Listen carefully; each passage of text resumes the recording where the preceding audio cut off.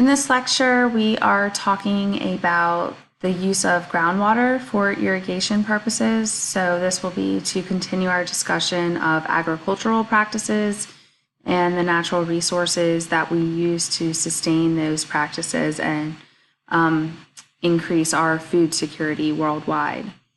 So aquifers provide drinking water for about half of the people in the world.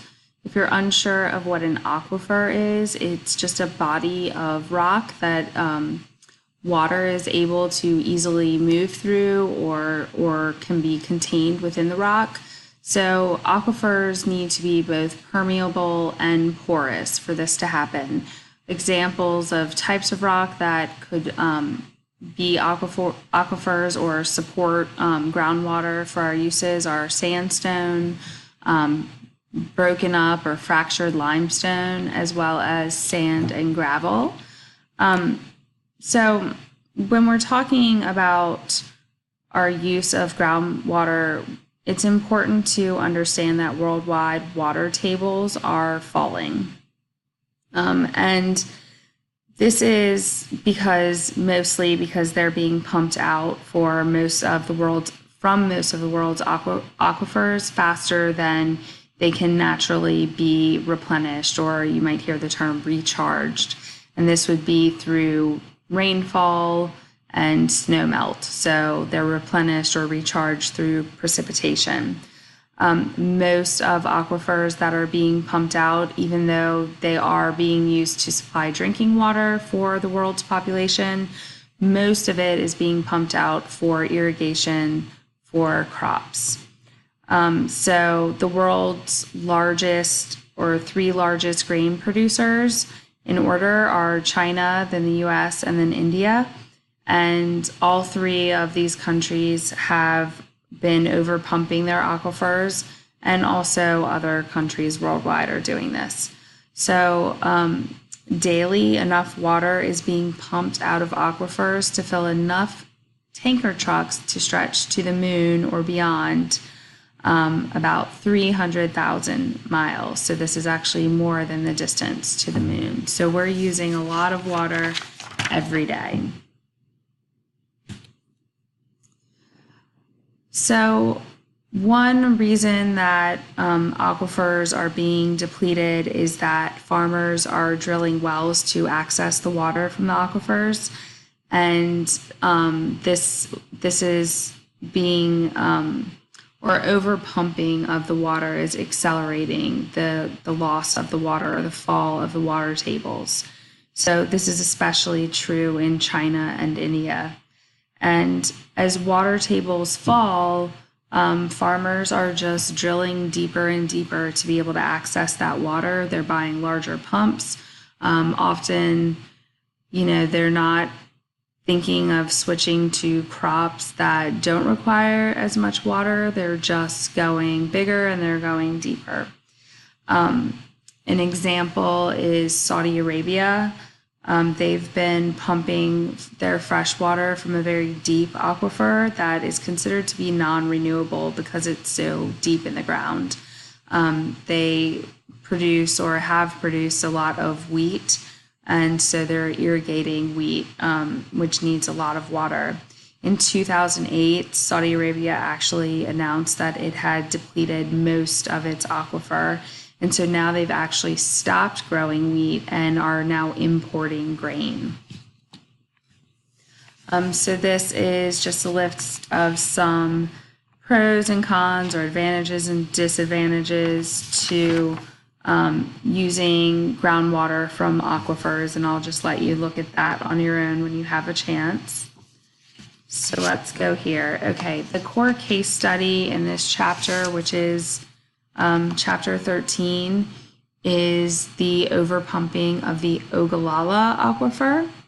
No, it's a funny name, but it's here in the US. It's one of the largest known aquifers. It lies under 8 Midwestern states from South Dakota to Texas. And the water from this aquifer is being withdrawn or pumped out about 4 times faster than it could be replenished.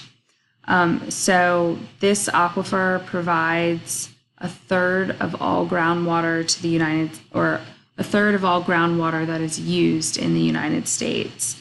And it is actually what has allowed the Great Plains to become one of the most productive irrigated agricultural regions in our country. Since 1960, we've pumped out somewhere between a third and a half of the water in the Ogallala Aquifer. If it is totally depleted, it's that it would take 6,000 years for it to recharge naturally. So it's really big, and it takes a lot to fill it. In the southern regions of this aquifer, water is actually being pumped out 10 to 40 times faster than the recharge rate, so faster than the rate at which it can naturally be replenished. So a lot of croplands rely on this aquifer, and the water table dropping due to overpumping has actually already led to decreasing croplands in areas of Texas and Arizona, Colorado, California. This is also coupled with decreased access to water from the Colorado River, and because of growing growing urban populations or just human populations in the area. Government subsidies have, of course, not helped the issue, but have actually encouraged farmers to keep growing their crops in dry areas and crops that require a lot of water to begin with. So this, like corn, is a very thirsty crop. It requires a lot of water. So the subsidies are actually helping to accelerate the depletion of the aquifer. Another reason it's important to understand why aquifers are important, they're not just important for us, for our food and for our drinking water, but they're also important for supporting biodiversity in different areas. So where water ends up flowing to the surface, we would call that a spring. It can become important habitat. It can create little wetland regions and be really important habitat for different organisms like birds that might be stopping over on their migration route. All right, let's turn to, okay. So here you're just looking at a map of where the aquifer is. And so you can see that in the red areas, there is a lot of overpumping of the aquifer. I know that it's a huge problem right now in Kansas, and of course you can see stretching down into Texas, we have some red areas. So there's a lot of problems with overpumping of the aquifer as you move farther south into these dry, hot regions. So overpumping of aquifers can really limit food production capacity and also can lead to rising food prices. This can actually end up expanding the gap between the rich and the poor in some places. It can lead to hunger. It can lead to social unrest. An example is the Middle East. Sometimes pumping of aquifers can cause subsidence of land, so sinking of land, as the sand and the rock that actually hold the land in place are collapsing due to the release of the pressure, so that the pressure of the water that's contained in those rocks actually keeps everything together. And when you take that water out, everything can collapse. So sometimes also, aside from just subsidence, you can have the development of sinkholes. If there's suddenly like a big extreme subsidence incidents. And once you have an aquifer actually become compressed through subsidence, it really can't be recharged. So once you have this subsidence happen, you can't have it naturally replenished. So there won't be more groundwater that we can access in the future once we have subsidence. Here you can see this image is in the San Joaquin Valley in California, where there's been a great deal of subsidence. So you can see here since 1925, the land has greatly dropped. So in the sort of an average for the entire San Joaquin Valley is about a foot or more than a foot of subsidence, but in some places it's actually more than 28 feet. So you can see that here. So you can have some pretty drastic occurrences happen when you're taking water out of the ground. Mexico City and Beijing are also having a lot of trouble with subsidence in some areas. In coastal areas, overpumping of groundwater can also lead to contamination of drinking water reserves because as the water is pumped out of the aquifer, salt water is actually pulled in. So the salt ends up contaminating the drinking water. Also, it can, once it's contaminated with salt water, it's not that it just can't be used for drinking, but it also cannot be used for irrigation. So we've talked about soil salinization and what that can do. We've been doing our lab looking at the effects of salinity on the ability of seeds to germinate and what can happen there. So once you get salt water into your aquifer, it's pretty much done for. You can't use it for irrigation purposes. This is a big problem in California, in Texas, Florida, Georgia, South Carolina, New Jersey, and thinking internationally, it's also a big problem in Turkey and Thailand and also in the Philippines. So here we're just looking at some solutions to the problems of groundwater depletion. So on the left, you're looking at ways that we can prevent groundwater depletion, and then on the right, ways that we could control it. So prevention, just using water more efficiently to begin with, subsidizing water conservation. So instead of giving subsidies for actually encouraging the use of water, we can say, have the government say, we're actually going to subsidize you for not using water. Limiting just the number of wells that can be drilled, and also just choosing to not grow crops that are very thirsty or that require a lot of water. Ways that we can also control it are raising the price of water. Obviously, raising prices tends to discourage people from consuming that good, or just taxing the water that's being pumped from the wells. Another way that we can control groundwater depletion is to build rain gardens in urban areas, so areas that would just naturally collect the water and provide and irrigate gardens. And then also using permeable paving. So this would be, not just solid concrete, but paving that actually allows water to soak into the land like it naturally should.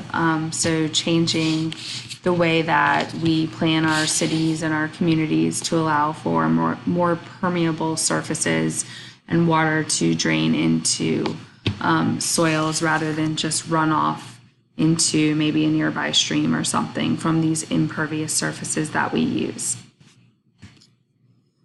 Right, so how can we just use fresh water more sustainably? Different ways we can do this are to cut water waste, raise prices, just slow our population growth, and also protect the places like aquifers and forests that store and release fresh water.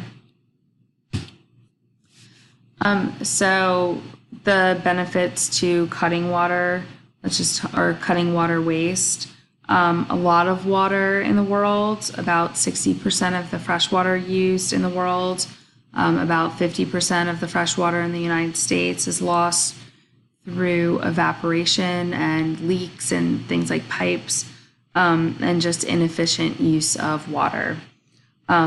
Experts think that it would be both economically and technically feasible to reduce these losses to 15%. So from 50 to 60% down to 15% losses. And if we were able to just put in some, hard work and get these losses reduced, then we would actually be able to meet the future needs of the world in terms of freshwater needs. two major reasons that we have such huge losses of fresh water. First, as the cost of fresh water is really low, so there's no incentive to actually save it. There's government subsidies that keep water prices low, so there's really no reason for people to think about investing in water saving technologies. Also, the other side of that, though, is that while raising prices gives the incentive to conserve water, which would be great for guaranteeing our supply of it in the future, that also does make it hard for low-income farmers and families in cities to actually meet their needs for water. A second reason we have these big losses of fresh water is that the government subsidies just don't encourage improving the efficiency of use. Okay, so how can we actually improve efficiency? First of all, the amount of food that we can grow per drop of water has actually about doubled since 1980. And water use in the United States per person or per capita water use has actually dropped by 33% since the 1970s. And this is really due to improvements in irrigation efficiency.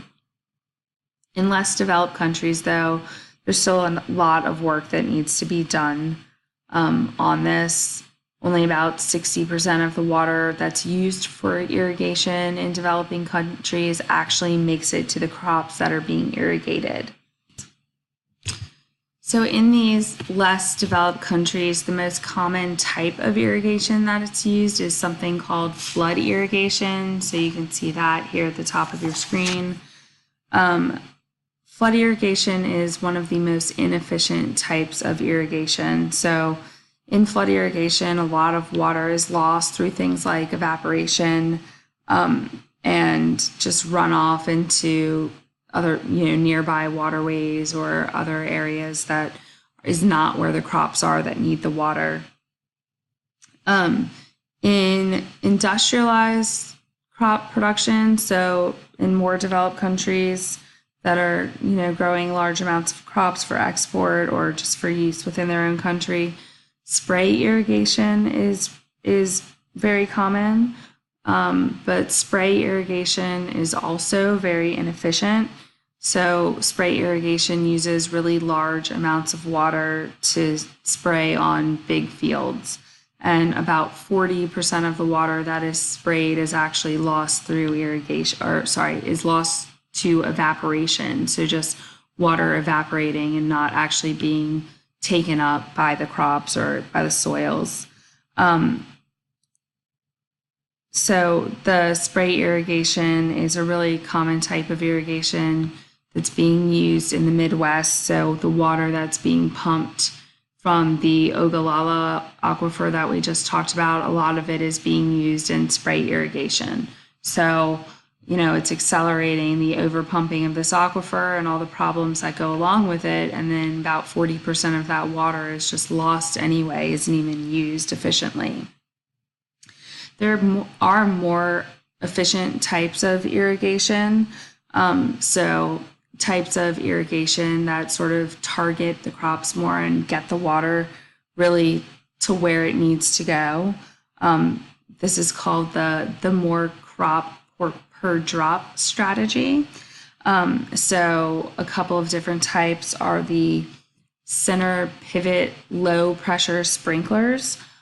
These actually get about 80% of the water that's sprayed to the crops that need them or that need the water. Another really efficient type of irrigation is something called the low energy precision application or LEPA sprinklers. And this is another form of the center pivot sprinkler. So really precise irrigation. Actually, this type of irrigation gets about 80 to 90% of the water where the crops actually need the water. Another type of more efficient irrigation is called the drip or trickle irrigation, also called micro irrigation. This is really considered to be the most efficient way to get water to crops. It's 90 to 95% efficient. Croplands that are watered with this drip irrigation have actually increased sixfold since the early 1900s globally, but it's mostly used in China and the US and India. And so altogether, drip irrigation is actually used on less than 4% of irrigated croplands in the world. One of the reasons, or really the reason that it's used in such low amounts is because it is actually really expensive to do this type of irrigation. Okay, so here you're just looking at a couple of different types of irrigation. The one on the left, the gravity flow, is a more traditional form of irrigation that's not very efficient. In the middle, you can see what the drip irrigation looks like. And so this is a really efficient form of irrigation. Again, it's 90 to 95% efficient. On the right, you can see the center pivot low pressure sprinkler system for irrigation, which is also very efficient. Depending on the type of sprinkler that's being used, it can be up to 95% efficient. So what are some ways that we can reduce water losses through irrigation? So first of all, just avoid growing the crops that need the most water in dry areas. Choose to actually import crops that need a lot of water, or meat products that required a lot of water for raising. Organic farming and polyculture are great ways to improve efficiency of water use during agricultural operations. Organic farming and polyculture, we've talked about, actually help to retain soil moisture. You can monitor soil moisture and only add water when it's absolutely necessary, not just set your sprinklers up to go off every morning at 5 o'clock. If we were able to put money into expanding drip irrigation and other of the efficient methods like the center pivot low pressure sprinklers, this would really help with irrigation efficiency. Down here you can see irrigating at night helps to reduce evaporation, so don't water crops during the day. Also, lining the canals that bring water to irrigation ditches would be great, so that water isn't just absorbed into the dirt and into the soil there and not making it to the crops. And then also, if we switch to using more gray water, or you can see at the bottom, irrigating with treated wastewater, this is perfectly suitable for irrigating crops. You don't need to have the purest, most fresh water. We can recycle water and use gray water for irrigating crops. So an example of actually putting these things into play that you should be aware of is Israel. So Israel has used a lot of these strategies since the 1950s, and they've actually been able to cut their water losses by 84%. And they've done this while actually irrigating 44% more land. So the government treats and reuses about 30% of the municipal sewage water for crop production.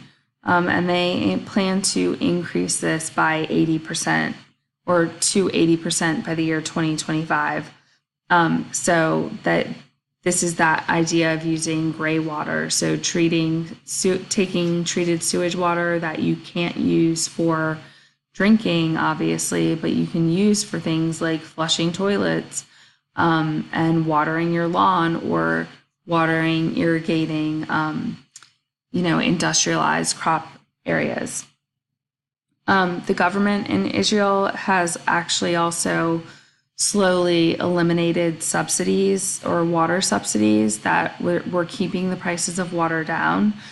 So by eliminating these subsidies, the prices of water and irrigation water have been raised. They're actually now some of the highest in the world.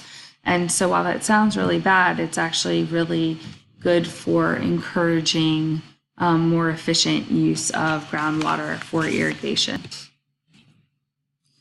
So as it turns out, poor farmers worldwide are actually way better at conserving water than the richer farmers and governments that could put money into being more efficient with their use of water. So low-cost traditional irrigation is used by most of the poor farmers worldwide. One type of low-cost irrigation is something called the treadle pump. You can see that here. So the treadle pump is really inexpensive and it's easy to use. It's easy to make.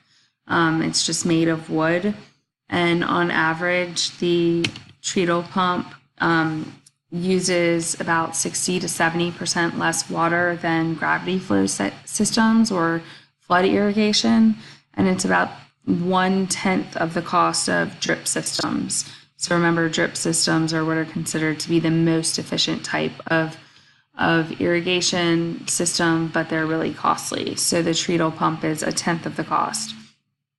Rainwater harvesting is also really common among poor farmers.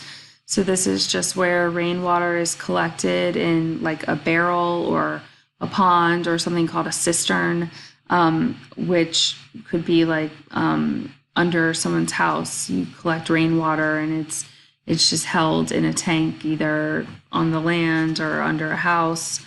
And then the water is actually diverted to crops via pipes and channels.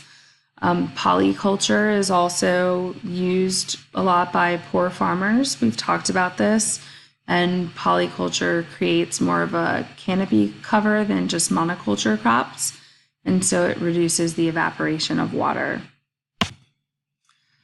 Okay, so sorry. I had some extra slides in your PowerPoint that we're not going to cover for irrigation. We're actually going to hold off and talk about them when we talk about just water in general. So starting here, this cutting freshwater losses in industry and homes. So this slide here, so let's say 1, 2, 3, 4, 5, 6. Those 6 slides there, you can just get rid of. We'll talk about those later. So that is it for irrigation. Next up, pesticides. See you later.